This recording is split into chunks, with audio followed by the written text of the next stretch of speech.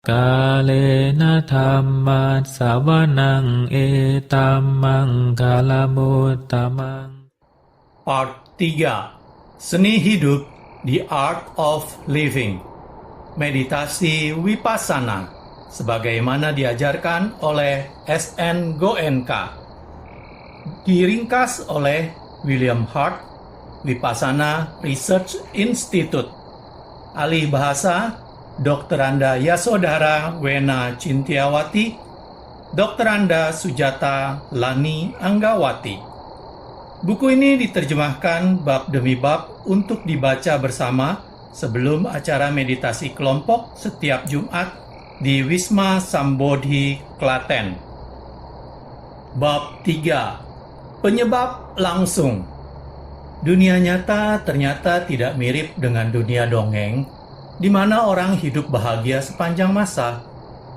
Kita tidak bisa menghindari kebenaran bahwa kehidupan ini tidak sempurna, tidak lengkap, tidak memuaskan.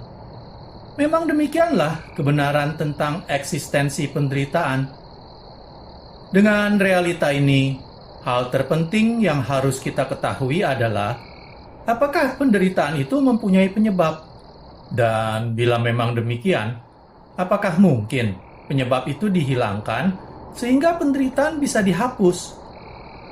Bila yang menyebabkan penderitaan kita hanyalah kejadian-kejadian acak yang tidak bisa kita kontrol atau kita pengaruhi, maka berarti kita tidak mempunyai kekuasaan. Berarti kita tidak perlu berusaha untuk memperoleh jalan keluar dari penderitaan. Atau jika penderitaan kita sudah ditentukan oleh suatu makhluk maha kuasa yang bertindak semaunya sendiri dan tidak bisa diduga, maka kita perlu mempelajari cara merayu makhluk ini agar dia tidak lagi memberi kita penderitaan. Buddha menyadari bahwa penderitaan kita bukanlah semata-mata suatu produk kebetulan. Ada penyebab-penyebab langsung di belakangnya. Seperti juga ada penyebab-penyebab untuk semua fenomena. Hukum sebab dan akibat, karma, bersifat universal dan fundamental untuk eksistensi ini. Dan penyebab-penyebab itu tidak berada di luar kontrol kita. Kamma. Kata kamma atau lebih dikenal dengan karma dalam bahasa Sanskerta seringkali dipahami dalam arti nasib. Padahal, pengertian kata ini justru bertolak belakang dengan apa yang dimaksud oleh Buddha. Nasib merupakan sesuatu yang berada di luar kontrol kita. Merupakan dekrit dari yang memberi hidup. Sesuatu yang telah ditentukan untuk diri kita masing-masing. Sedangkan kamma secara harfiah berarti tindakan atau aksi. Tindakan kita sendirilah yang merupakan penyebab dari apapun yang kita alami. Semua makhluk memiliki tindakan kammanya sendiri, mewarisi tindakannya sendiri, berasal dari tindakannya sendiri, terikat pada tindakannya sendiri. Tindakannya sendirilah yang merupakan pelindung mereka. Sebagaimana tindakannya itu rendah atau luhur, demikian juga kehidupan makhluk itu.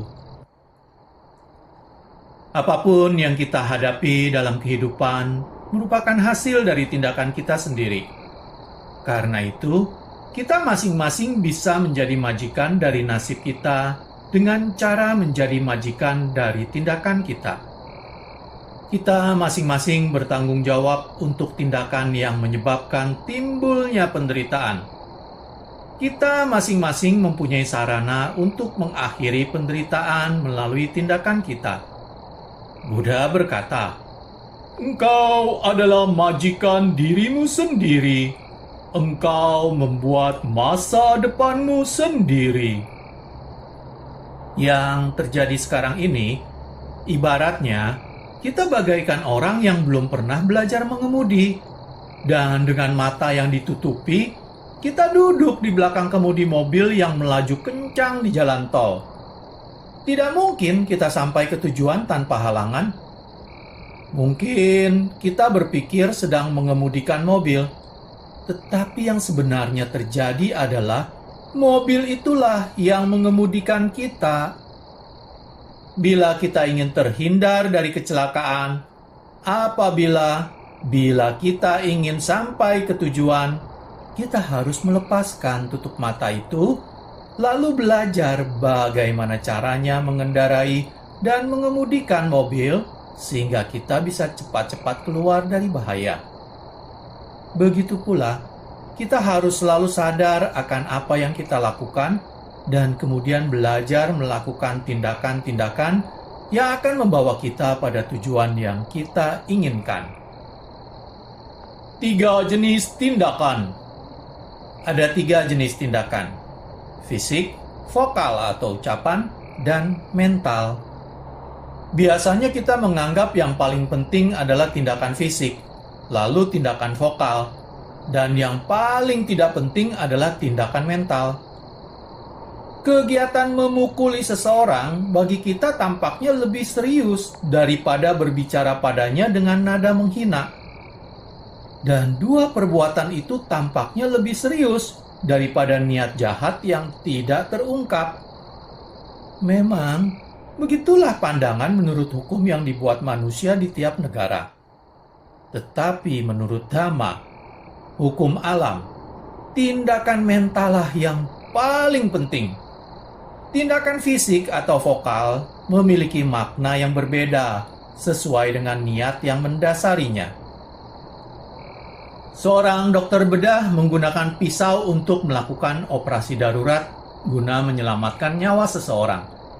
Operasi ini ternyata tidak berhasil dan menyebabkan si pasien mati. Seorang pembunuh menggunakan pisau untuk menikam korbannya sampai mati. Secara fisik, tindakan mereka mirip dan menghasilkan akibat yang sama.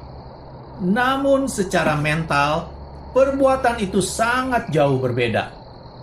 Dokter bedah itu bertindak karena kasih sayang, sedangkan si pembunuh karena kebencian. Hasil yang mereka peroleh juga akan sepenuhnya berbeda, sesuai dengan tindakan mentalnya. Demikian juga dalam hal ucapan. Niatlah yang paling penting. Si Polan bertengkar dengan rekan kerjanya dan memakinya, mengatainya, "Goblok!" Dia bertindak karena kemarahan. Si Polan melihat anaknya bermain di lumpur, dan dengan mesra menyebutnya, "Goblok."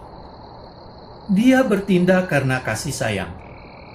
Dalam 2 contoh tadi, dia mengatakan kata yang sama, tetapi menyatakan keadaan pikiran yang keluhurannya bertolak belakang. Niat dari ucapan kitalah yang menentukan hasilnya. Kata-kata dan tindakan atau akibat eksternalnya hanyalah hasil dari tindakan mental. Itu semua dinilai dengan pas menurut sifat dari niat yang mendasarinya. Tindakan mental lah yang sebenarnya merupakan kamma yang sesungguhnya, penyebab yang akan memberikan buah di masa mendatang. Karena memahami kebenaran ini, Buddha mengajarkan, pikiran mendahului semua fenomena. Pikiranlah yang paling penting. Segala sesuatu adalah produk pikiran.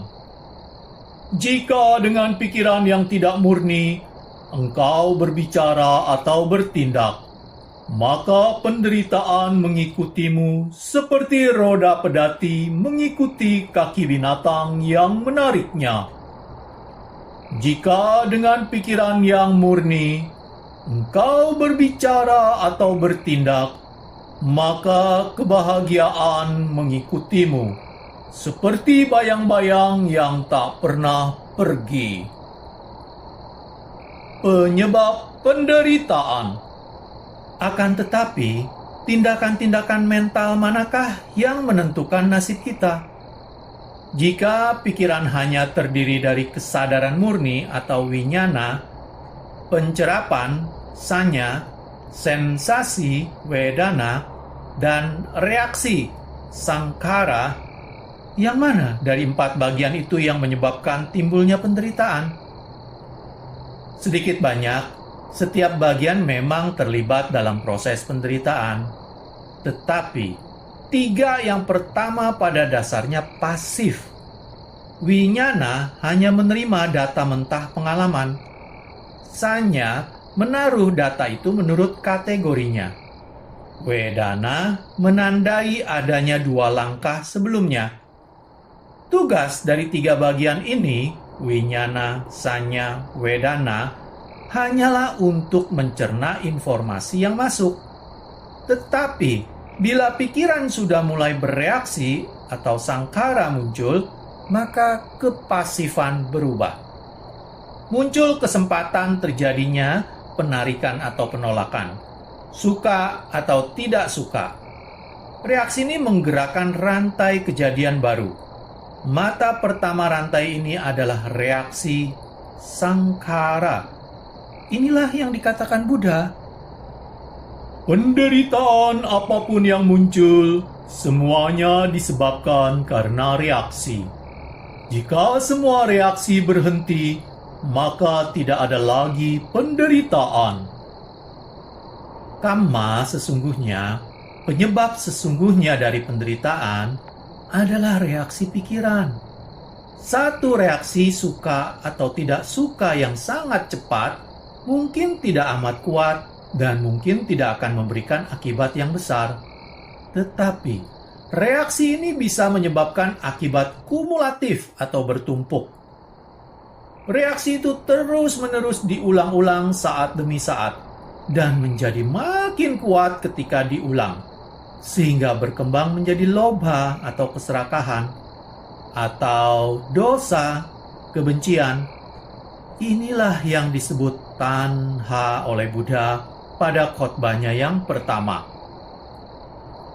Tanha secara harfiah berarti haus. Kebiasaan mental untuk selalu menginginkan yang tidak ada, tanpa merasa kenyang.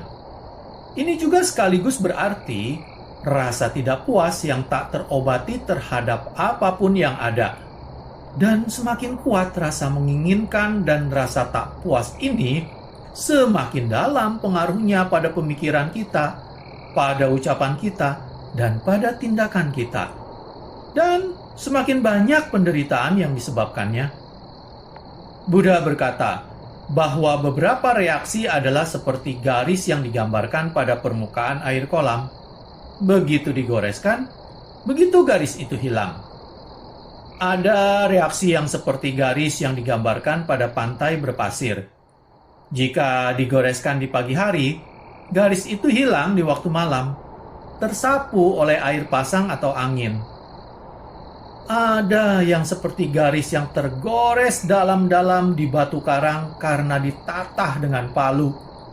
Garis-garis itu juga akan hilang setelah batunya tererosi. Tetapi dibutuhkan waktu yang sangat lama untuk lenyap. Di dalam kehidupan kita, setiap hari pikiran terus menimbulkan reaksi.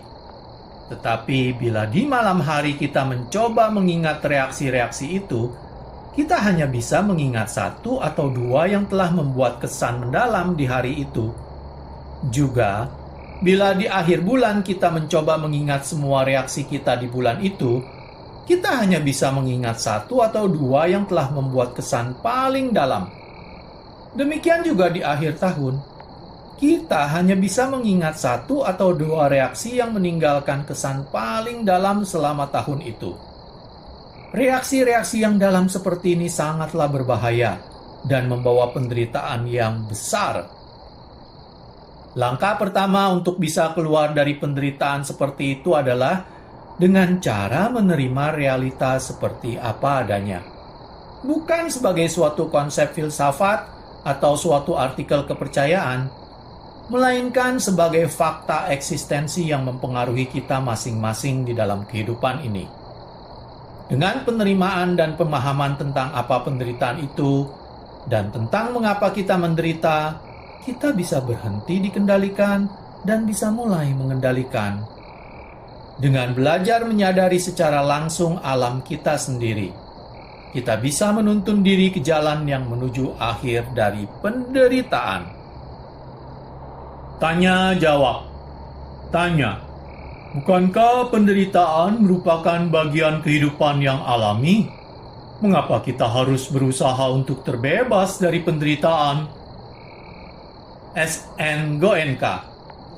Kita telah sangat terlibat di dalam penderitaan, sehingga terbebas dari penderitaan tampaknya tidak alami. Tetapi, bila Anda telah mengalami kebahagiaan sejati dari kemurnian mental, Anda akan mengetahui bahwa justru begitulah sebenarnya keadaan pikiran yang alami.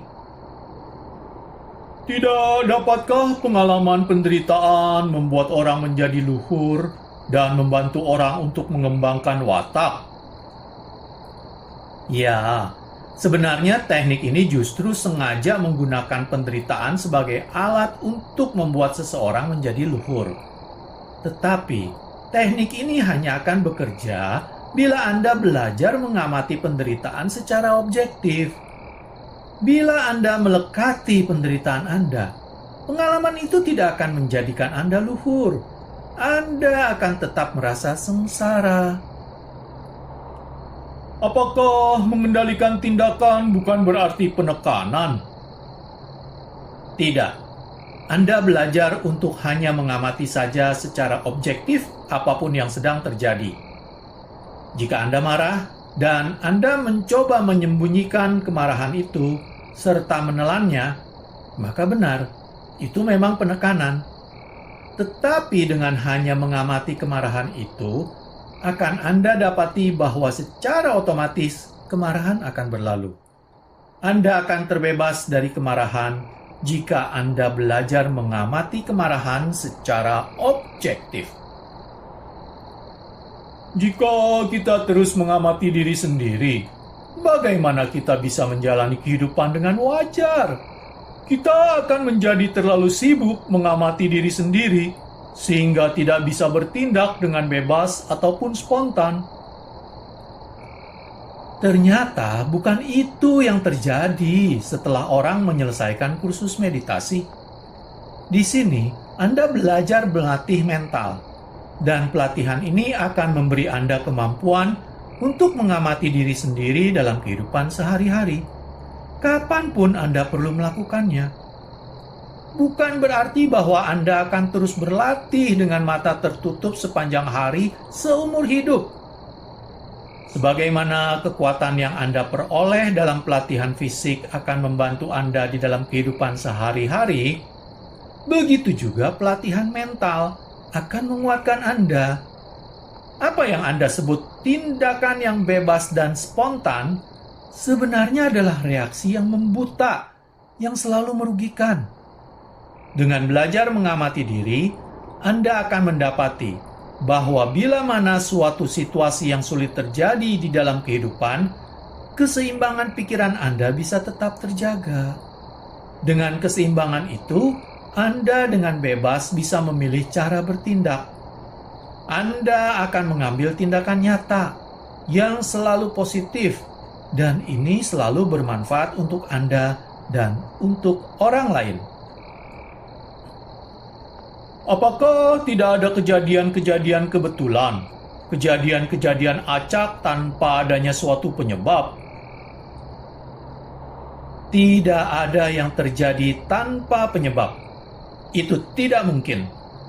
Hanya saja, kadang-kadang indera dan intelek kita yang terbatas tidak bisa menemukannya dengan jelas.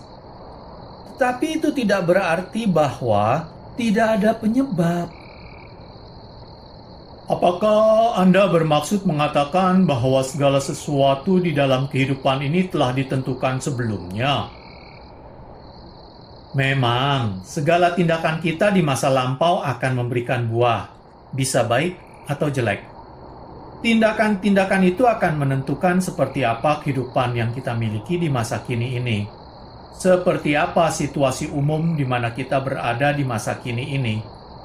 Tetapi tidak berarti bahwa apapun yang terjadi pada kita sudah ditentukan terlebih dahulu. tidak berarti bahwa semuanya telah ditentukan secara mutlak oleh tindakan kita di masa lampau dan tak ada apapun lainnya yang bisa terjadi. Bukan demikian.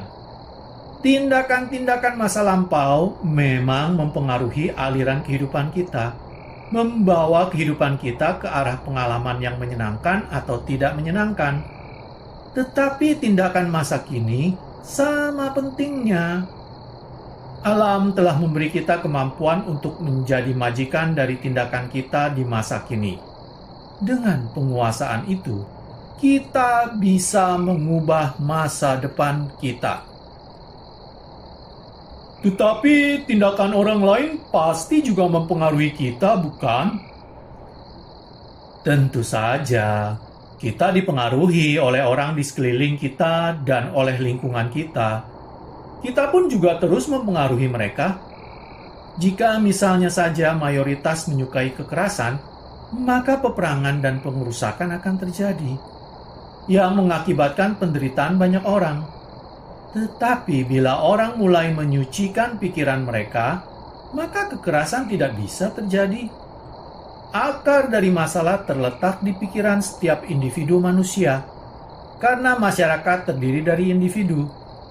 Jika setiap orang mulai berubah, maka masyarakat akan berubah. Lalu perang serta pengerusakan akan menjadi kejadian yang langka. Bagaimana kita bisa saling membantu bila setiap orang harus menghadapi buah dari tindakannya sendiri? Tindakan mental kita pun mempunyai pengaruh pada orang lain. Bila kita hanya menimbulkan negativitas di dalam pikiran, maka negativitas itu mempunyai akibat yang merugikan bagi orang-orang yang berhubungan dengan kita.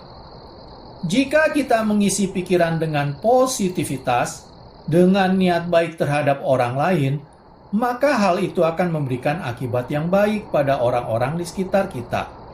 Anda tidak bisa mengontrol tindakan orang lain, karma orang lain. Tetapi Anda bisa menjadi majikan diri sendiri, sehingga Anda bisa memberikan pengaruh yang positif pada orang-orang di sekitar kita. Apakah menjadi kaya merupakan karma baik? Jika demikian, apakah itu berarti bahwa orang-orang di dunia barat mempunyai karma baik, sedangkan sebagian besar orang di dunia ketiga mempunyai karma buruk? Kekayaan itu sendiri bukanlah karma baik. Jika Anda menjadi kaya tetapi tetap menderita, apa gunanya kekayaan itu? Mempunyai kekayaan dan juga kebahagiaan sejati, itulah karma baik. Yang paling penting adalah menjadi bahagia, entah Anda kaya atau tidak. Bukankah tak pernah bereaksi merupakan hal yang tak wajar? Tampaknya memang begitu jika Anda hanya mengalami pola kebiasaan pikiran yang tak murni. Tetapi sebenarnya justru merupakan hal yang wajar jika pikiran murni bersifat tetap tidak melekat, penuh cinta kasih, kasih sayang, niat baik, kegembiraan, dan tenang seimbang. Belajarlah untuk mengalaminya. Bagaimana kita bisa terlibat di dalam kehidupan bila kita tidak bereaksi? Anda jangan bereaksi. Anda harus belajar untuk beraksi. Bereaksi dengan pikiran seimbang. Meditator Vipassana tidak kemudian menjadi pasif seperti tanaman. Mereka belajar bagaimana beraksi secara positif.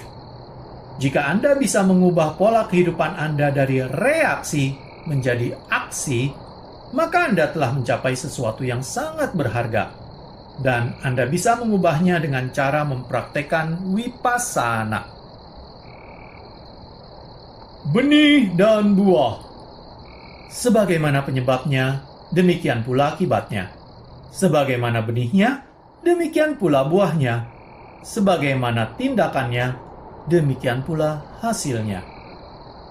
Di sebidang tanah yang sama, seorang petani menanam 2 benih. Yang satu benih tebu, yang lain benih nem, tanaman tropis yang sangat pahit. Dua benih di tanah yang sama, mendapat air yang sama, sinar matahari yang sama, udara yang sama. Alam memberikan nutrisi yang sama pada keduanya. Lalu, dua tanaman kecil muncul dan mulai tumbuh. Apa yang terjadi pada pohon nem?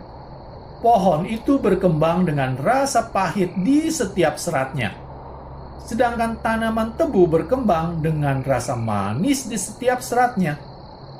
Mengapa alam atau Tuhan, bila Anda lebih suka menyebut demikian, mengapa Tuhan begitu baik pada yang satu dan begitu kejam pada yang lain? Tidak. Alam bukan baik dan bukan kejam. Alam bekerja menurut hukum yang sudah pasti. Alam hanya membantu agar sifat benih itu bisa terwujud. Semua nutrisi hanya membantu benih itu untuk mengungkapkan sifatnya yang laten di dalam dirinya. Benih tebu mempunyai sifat manis, maka tanamannya pun juga tak bisa lain kecuali manis. Benih nem mempunyai sifat pahit, maka tanamannya pun tak bisa lain kecuali pahit. Sebagaimana benihnya, demikian juga buahnya.